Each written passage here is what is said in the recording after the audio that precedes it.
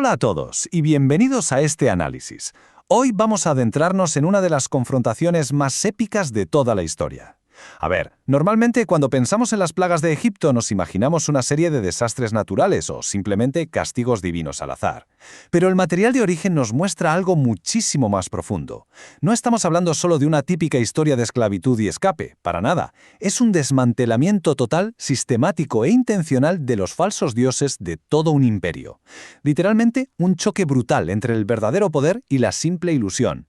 Y para arrancar, fijémonos en este desafío increíblemente arrogante del faraón. Cuando Moisés y Aarón se presentan ante él por primera vez, esta es su gran respuesta. Y es fascinante porque esa simple preguntita, ¿quién es Jehová?, establece exactamente las reglas del juego para todo el conflicto divino que viene después. Si lo pensamos bien, El faraón, que era considerado prácticamente un dios en la tierra, básicamente está diciendo que el dios de unos simples esclavos no pinta nada ahí, que no tiene jurisdicción sobre él. Así que a partir de ese preciso instante, todo lo que ocurre es una respuesta directa a esa misma pregunta. Bueno, la hoja de ruta de hoy es muy clara para ver cómo escala todo esto. Empezaremos con la llamada al faraón, luego pasaremos al asunto de los ladrillos sin paja, el conflicto de los milagros, veremos cómo caen las plagas y terminaremos desempaquetando el complejo concepto del corazón endurecido. Vamos a ello. Punto 1. La llegada a la corte. Moisés y Aarón no se plantan en el palacio real en plan líderes sindicales o simples portavoces de los esclavos. ¿Qué va? El texto es muy claro. Entran allí como auténticos embajadores del Rey de Reyes. Y la situación en ese momento era, sin duda, absolutamente crítica.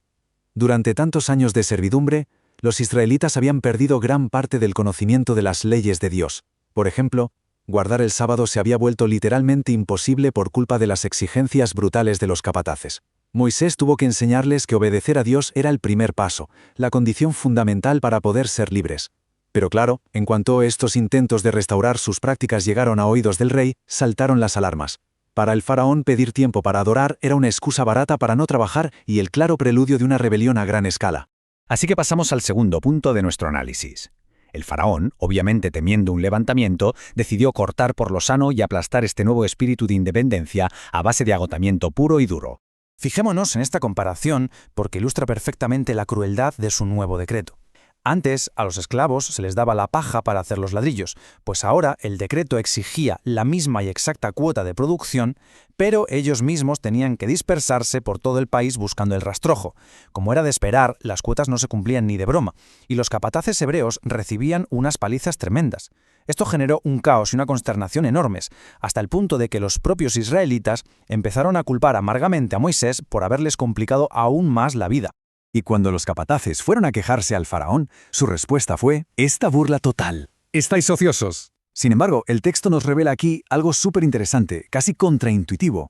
Dios permitió intencionadamente que esta tiranía empeorara. ¿Y por qué haría eso? Pues resulta que muchos israelitas estaban tan asimilados a la vida en Egipto que en el fondo preferían quedarse allí, en lo malo conocido.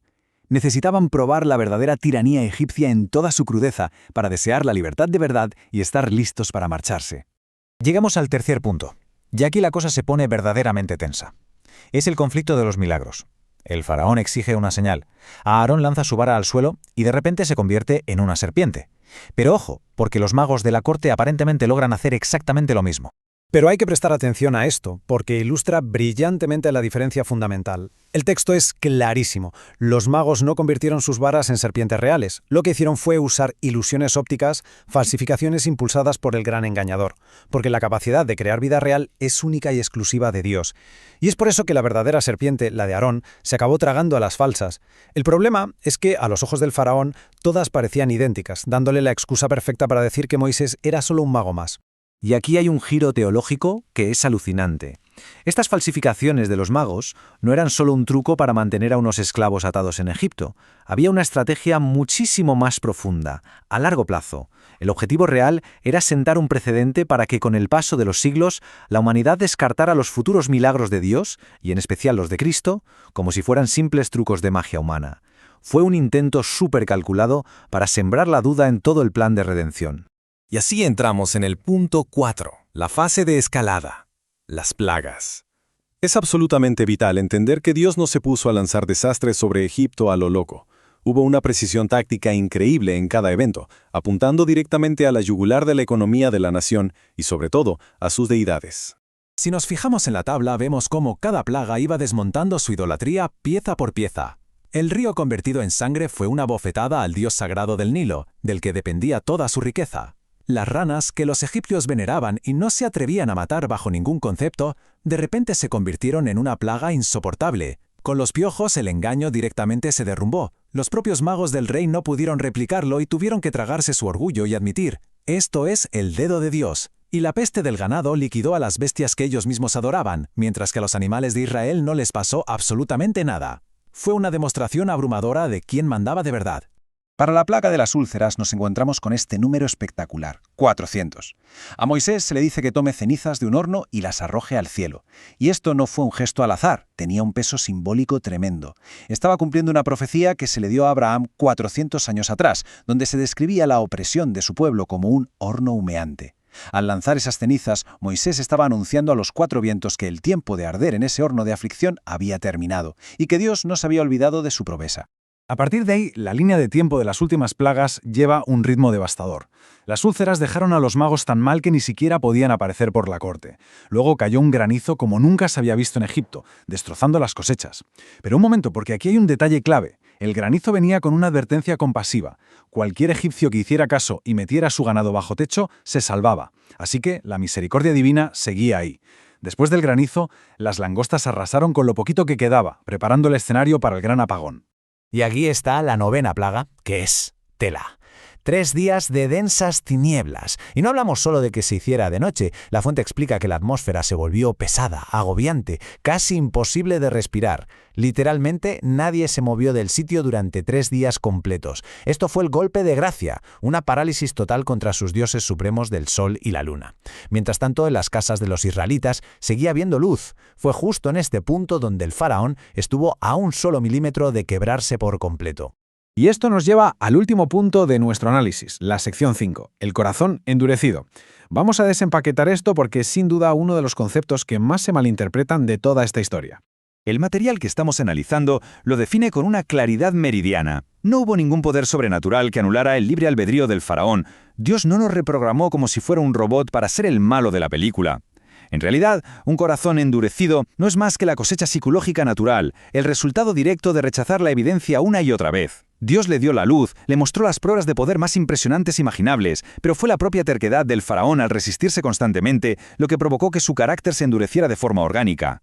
Y el proceso sigue estos pasos, que son casi matemáticos. Primero, se presenta la verdad y la evidencia. Segundo, la persona la rechaza.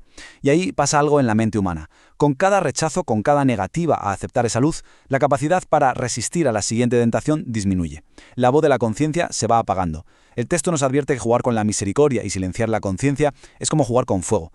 Llega un momento en que ese comportamiento amolda permanentemente el carácter hasta el punto de que cambiar el rumbo se vuelve prácticamente imposible.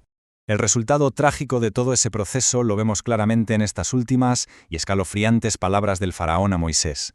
Un hombre que tuvo docenas de oportunidades para aceptar la verdad, al final acaba expulsando a gritos al mensajero y cerrándole la puerta en las narices a la luz. Su carácter se había quedado tan ciego, tan petrificado, que no fue capaz de ver la inminente ruina que se le venía encima, sellando su propio destino y, por desgracia, el de su primogénito. Para cerrar este análisis, creo que nos queda una reflexión inevitable. Si nos basamos en esta misma mecánica psicológica que acabamos de ver, si resulta que ignorar la evidencia y rechazar la verdad endurece de forma natural la mente humana, ¿qué pequeñas elecciones diarias están moldeando hoy, en silencio, nuestro carácter definitivo? Es para pensarlo, la verdad, porque al igual que el faraón, no es un gran evento único lo que nos define, sino nuestras decisiones del día a día frente a la luz que se nos presenta.